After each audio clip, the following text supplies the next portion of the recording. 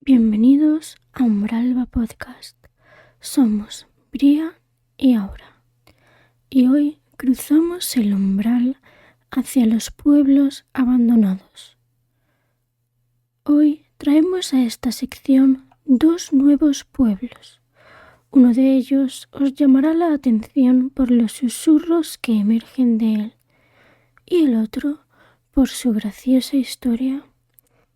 Así que para que podáis saciar vuestra curiosidad, cruzamos el umbral.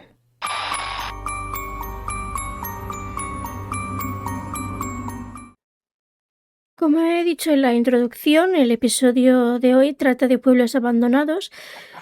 Sin embargo, el primer pueblo, que es el pueblo de Trasmoz, igual mucha gente lo conoce, no está 100% abandonado, es decir, aún vive gente muy orgullosa de vivir en ese pueblo. Sin embargo, la historia es bastante graciosita, no sé, merece la pena contarla, ¿vale? Porque sí es un pueblo maldito, pero no un pueblo maldito como nos pensamos, sino es diferente.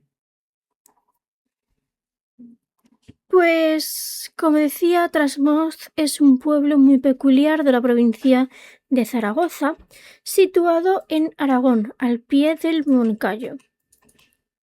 No es un pueblo completamente abandonado. Según el INE, tenía unos 88 habitantes el año pasado. Y está lejos de ser un fantasma total, pero sí que da la sensación de estar abandonado en muchas calles. Lo que hace famoso a este pueblo es que a día de hoy sigue siendo el único pueblo oficialmente excomulgado y maldito por la Iglesia Católica desde la Edad Media. Os voy a poner en contexto de cómo ha pasado eso y de cuál es su historia.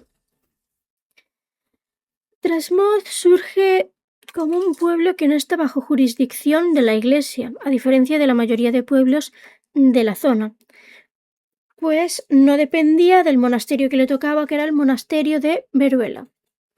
Y esto pues generaba unos roces constantes con los monjes porque querían el control de todo. El pueblo era próspero pero conflictivo. Se rumoreaba que en el castillo falsificaban monedas y servía como refugio a brujas y hechiceras. Y estos rumores eran los únicos que utilizaba la Iglesia para justificar las acciones del pueblo. Sin embargo, son rumores que no están comprobados. Nos remontamos en el año 1255, cuando el abad del monasterio, Andrés de Tudela, estaba harto de las disputas por la madera, de un bosque que compartían el pueblo y el monasterio, donde los vecinos de Trasmoz cortaban la leña libremente y no reconocían la autoridad del abad. A raíz de eso, parece ser que el abad convenció al arzobispo de Tarazona de que excomulgara a todo el pueblo. Es decir, prohibición de recibir sacramentos como el bautismo, confesión, comunión, matrimonio, también que los muertos no podían ser enterrados en territorio sagrado y que en la práctica eran como muertos en vida para la Iglesia. Los vecinos, sin embargo, no se inmutaron y pues siguieron viviendo como siempre, como si nada hubiera pasado. Y pues las disputas continuaron durante siglos, porque en 1511 hubo otra disputa. 3 siglos después volvió a estallar el nuevo conflicto, esta vez por el agua. El monasterio decidió desviar el curso de un río o acequia para que no llegara al pueblo. El señor de Trasmoz, es decir, quien gobernaba, se enfureció, tomó las armas y estuvo a punto de declarar la guerra al monasterio. Sin embargo, lo que hizo fue llevar el caso a las Cortes de Aragón y el propio rey Fernando II el Católico le dio la razón a Trasmoz. El abad de Veruela, humillado, decidió pasar a la ofensiva espiritual. Y en abril de 1511 se pronunció la maldición oficial sobre Pedro Manuel, que es quien gobernaba el pueblo, y también sobre todo el pueblo. El ritual que hicieron básicamente es que se cubrió el crucifijo con un velo negro, se recitó un salmo, se tocaron las campanas a muerte y se declaró que los de Trasnoz estaban cegados por la brujería. Esta maldición lleva el sello papal y solo otro papa podría levantarla, y ninguno lo ha hecho en más de 500 años. ¿Por qué nadie la ha revocado? Pues muy simple, técnicamente sigue vigente. Pero los vecinos actuales, en broma y en mucho orgullo, dicen que tienen las puertas del cielo cerradas y que solo el Papa puede salvarles. En alguna ocasión se ha comentado la posibilidad de pedir la absolución al Vaticano, pero el pueblo votó en contra, ya que la leyenda les da más identidad y turismo que cualquier absolución. Consecuencias reales de lo que pasó. En 1520 el castillo se incendió, dando la oportunidad de relacionarlo con la maldición o incluso con la venganza. Y el pueblo, pues obviamente entró en un declive lento, pero constante. Y las leyendas de brujas se multiplicaron y alimentaron la fama siniestra que hoy trae a miles de visitantes. También hay unas cuantas leyendas. Vamos a empezar por la primera, que es la construcción del castillo en una sola noche por brujos. Es una de las leyendas más antiguas que dice que el castillo de Trasmoz no lo construyeron personas normales, sino que fue erigido en una sola noche por un grupo de brujas y brujos poderosos que invocaron fuerzas sobrenaturales.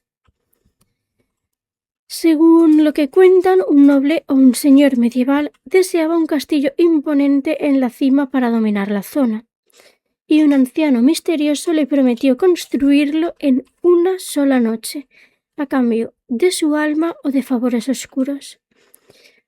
Al amanecer, el castillo ya estaba allí, pero con detalles siniestros.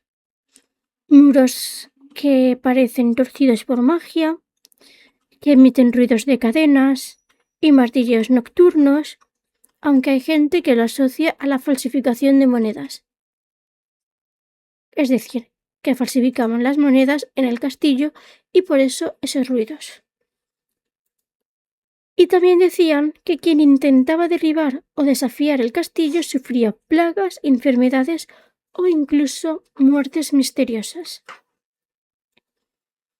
La segunda leyenda es sobre luces misteriosas y cánticos en idiomas desconocidos, pues muchos relatos hablan de luces extrañas flotando entre las ruinas del castillo en noches sin luna. Es decir, bolas de fuego azuladas o verdes que suben y bajan como si fueran velas de un ritual invisible.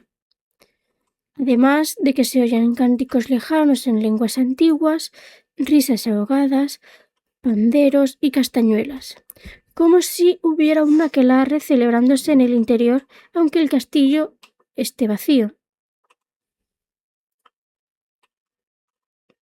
Y la última leyenda es el fantasma de la mujer que atraviesa las murallas. Trata de una aparición recurrente sobre el espíritu de una mujer misteriosa que atraviesa las murallas del castillo sin tocarlas. Aparece en ventanas rotas mirando fijamente a quien pasa por debajo y luego desaparece. Algunos la relacionan con una de las brujas de la primera dinastía o con una víctima de la maldición papal. Actualmente, como he dicho al principio, el pueblo cuenta con unos 88 habitantes aproximadamente. No quieren que levanten la maldición, ya que es como su marca registrada. Siguen practicando religión sin ningún impedimento real, es decir, hay misa normal, bodas, bautizos, y que la excomunión es algo simplemente simbólico desde hace siglos.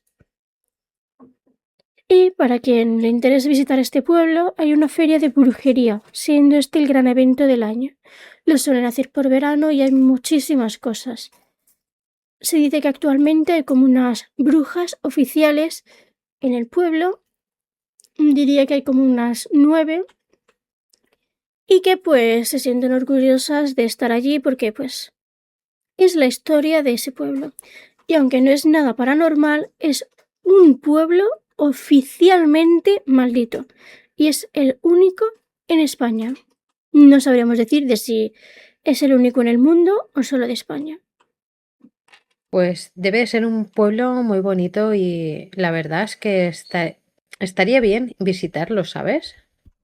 A ver, a día de hoy hay muchísima gente que lo visita simplemente por esta feria de brujería y de todo. O sea, por lo que he visto está bastante bien. Y aunque no sea abandonado, es maldito. Esa es la gracia que tiene este pueblo. Todo empieza con una pelea entre personas no tan cristianas y la iglesia. Bueno, más que la iglesia, No, el abad del monasterio. Porque parece ser que como lo quería tener todo controlado y no podía, pues todo empieza como si fuera una pequeñita guerra de recursos y acabó siendo lo que acabó siendo, que para mí es injusto el hecho de que el abad simplemente, como se sentía humillado, pues nada, pues vamos a excomulgar. Y pues la verdad que tampoco es que sea algo necesario. ya bueno, pero por aquel entonces muchas cosas pues así eran. Se lo tomaba más a pecho, ya. Ah, Exactamente. Pero sí, debe de estar bien ir a visitarlo y ver cómo está a día de hoy y sobre todo, pues seguramente esa feria sea muy interesante. la verdad que sí. Sobre todo porque te explican bien las leyendas, te explican más sobre brujería y te explican sobre otras cosas. Y está muy bien, es interesante, la verdad. Nunca se sabe, pero un día seguramente estaremos ahí. Y bueno, yo os traigo un pueblo de la Comunidad Valenciana. Pues es el enigma de la Cornudilla. Hay lugares donde el silencio no es paz, sino una advertencia. En la comarca de Utiel-Requena, entre viñedos que parecen no tener fin, existe un punto en el mapa que la memoria oficial intentó borrar, pero que la leyenda negra se encargó de inmortalizar. Hoy viajamos a la provincia de Valencia, pero no a la ciudad de las luces y el mar, sino a un rincón de tierras rojizas y casas derruidas. Hoy entramos en La Cornudilla, un pueblo que, según dicen, no fue abandonado por falta de trabajo o por la modernidad, sino por el miedo. Voces que surgen de pozos secos, muebles que bailan en casas vacías y ruidos ensordecedores que rompían la calma de la noche. ¿Qué pasó realmente en los años 50 para que un grupo de familias humildes dejara atrás su vida de un día para otro? Para entender el horror, primero hay que entender la normalidad. La Cornudilla no siempre fue un lugar de pesadilla. A finales del siglo XIX y principios del XX era un caserío vibrante, aunque pequeño. Situada entre las aldeas de los Ruices y los Marcos, la Cornudilla era un asentamiento de colonos, familias que llegaron allí para trabajar la tierra. Imaginad el escenario. 10 o 12 casas de adobe y piedra, rodeadas de hectárea de viñedos. La vida era dura, pero sencilla. No había luz eléctrica, no había agua corriente. Los vecinos se conocen todos.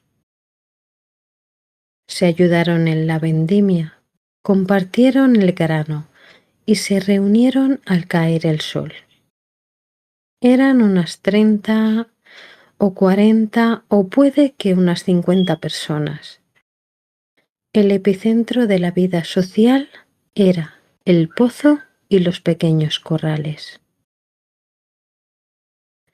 En aquel entonces, el único ruido que se escuchaba era el de los carros tirados por mulas y el viento que bajaba de la meseta.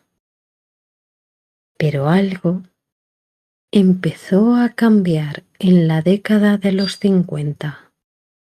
Lo que empezó como un rumor entre vecinos terminó convirtiéndose en una psicosis colectiva.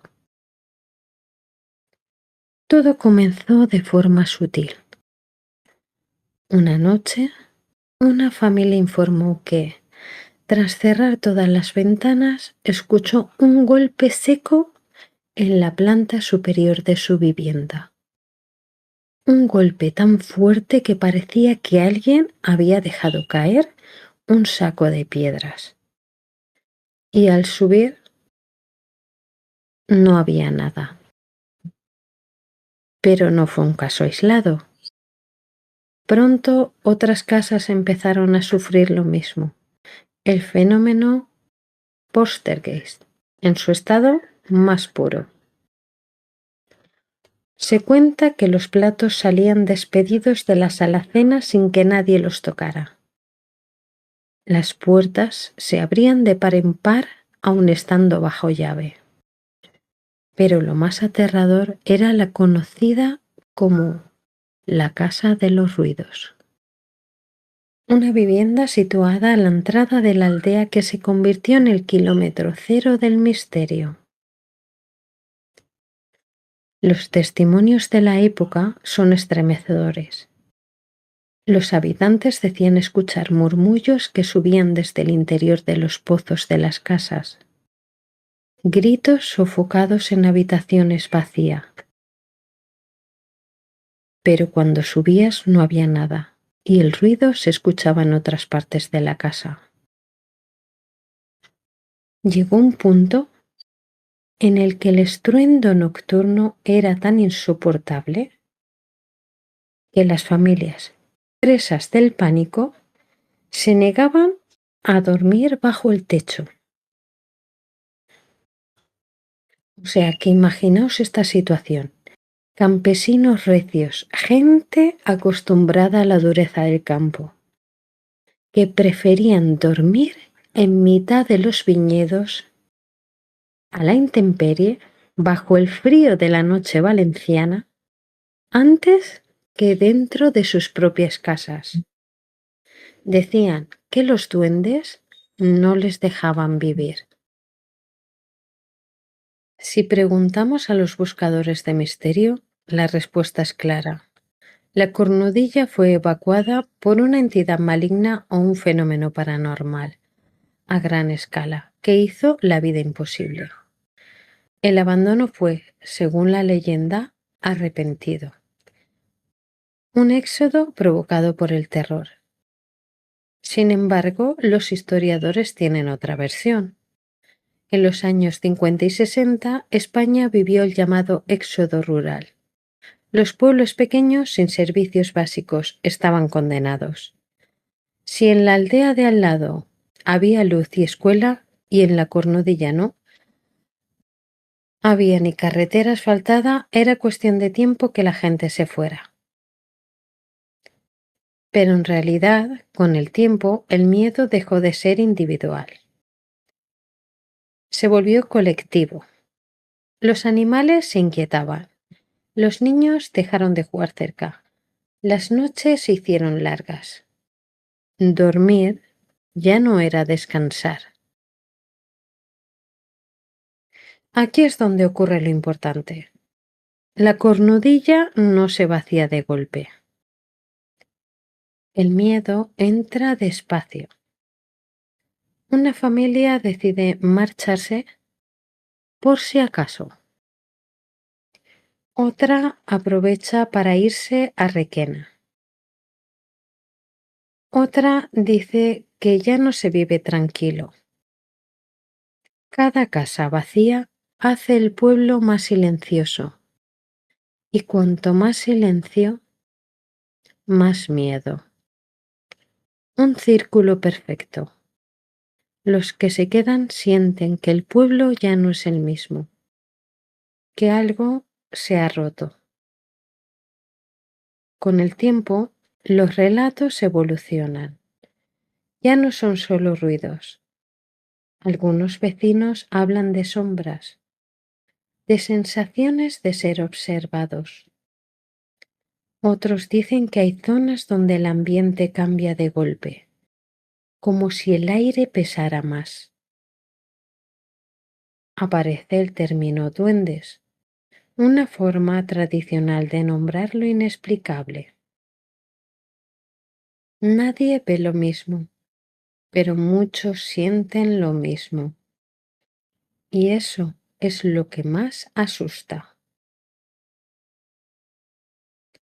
A finales de los años 50 y 60, la Cornudilla ya está prácticamente vacía.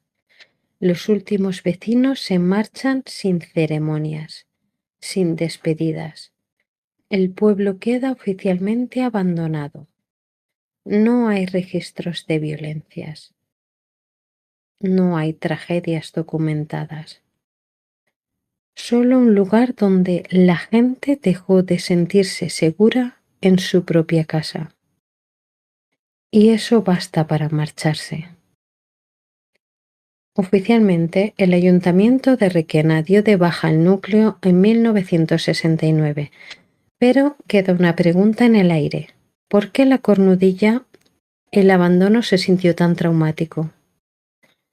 ¿Por qué los pueblos vecinos, como los Ruices, sobrevivieron y este quedó maldito? Algunos dicen que los fenómenos paranormales fueron el empujón final. El miedo aceleró lo que la economía ya había comenzado. Hoy, si visitas la Cornudilla, lo que verás son esqueletos de piedra. El tejado de las casas de los ruidos se ha hundido, devorado por la vegetación y el tiempo, pero el lugar sigue atrayendo a cientos de investigadores. Se han grabado psicofonías donde se escuchan lamentos de niños. Los que han acampado allí hablan de sombras que cruzan de una casa a otra bajo la luz de la luna. El pozo, ya seco y medio tapado, sigue siendo un lugar que eriza la piel. La Cornudilla se ha convertido en un lugar de poder para los amantes del oculto, al nivel de pueblos como Ochate o Belchite. Quizás porque, aunque las casas mueren, el eco de lo que allí pasó se niega a desaparecer. ¿Fue el hambre de una España de posguerra lo que vació la Cornudilla? ¿O fue algo que no podemos explicar con la lógica humana? Quizás nunca lo sabremos con certeza. Pero la próxima vez que pases cerca de Requena y veas un camino de tierra que se pierde entre las vides, recuerda que el silencio a veces tiene mucho que decir. Hoy la Cornudilla es silencio y ruinas, pero si escuchas con atención, quizá entiendas por qué nadie quiso quedarse. Porque hay lugares que se abandonan y otros que te obligan a marcharte. A ver, también te digo que si yo estoy en mi casa y empiezo a ver cosas paranormales, me voy, ¿eh? O sea, es un pueblo con su historia, su abandono, sí, es cierto, pero bueno, lo paranormal y el miedo tiene muchísimo que ver. Hombre, eso es normal. A ver, tú date cuenta que estás en tu propia casa, ¿no? Es como si algo de allí te hiciera todo eso para que te marcharas, no para quedarte. No, a ver, si a mí me empiezan a suceder tantas cosas en mi casa tantas cosas paranormales, en el pueblo en general también, y todo eso es motivo para no irme de la casa, sino del pueblo también. O sea, es algo que simplemente te está echando porque no quiere que estés allí, ya está. Es algo lógico, sí. Yo, a ver, yo te digo en serio, no sé lo que haría, ¿vale? Es, es que Me claro, tendría que pasar primero para saber si me marcharía o, o no lo sé. No sé lo que pasaría. es que claro, tienes que tener en cuenta, es tu casa, has estado tiempo ahí y todo eso, y así de la nada empiezan a suceder cosas paranormales, a saber qué coño habrá pasado, ¿no? Pero claro, si lo piensas, es que hay veces que esas cosas paranormales acaban con tu salud, tanto física como mentalmente. A ver, yo le digo, no me ha pasado, yo entiendo la situación y yo te digo una cosa, yo para mí dormir es lo primero, si no duermo muy mal. Sí. Entonces, si no pudiera dormir, sí que me replantearía la opción de irme, ¿vale? Pero no sé lo que pasaría y espero no tener que pasar por esa situación. Vamos, ni tú, ni yo, ni nadie. Yo no sé el aura que tiene ese pueblo, yo no sé la energía que tiene, no he estado allí, no he pasado por allí, que yo sepa. Y sinceramente, igual al ir sí que se entienden las cosas, pero claro, no me voy a arriesgar a ir, no voy a ser que coja cualquier cosa y me la traiga a mi casa y me tenga que ir de mi casa también. Es Pues sí. difícil abandonar algo en el que has estado mucho tiempo, pero bueno, es que si al final no puedes ni siquiera dormir tranquilo por el miedo que te consume ese silencio, el que pasará, el que no pasará, y teniendo en cuenta que muchísimas personas del pueblo se han ido, pues igual tú te planteas el simple hecho de irte tú también, para no Eh, sufrir ni nada. Exactamente, exactamente. Al final piensas en tu salud, que es lo primero y ya está. Pues sí. Y bueno, estos han sido los dos pueblos, uno no abandonado y el otro abandonado, del día de hoy. Esperemos que os hayan gustado. Coméntanos si conoces algún pueblo abandonado cerca de donde vives o simplemente lo conoces porque lo has visitado. Suscríbete, dale like a este episodio. Cerramos el umbral y nos vemos en el próximo episodio.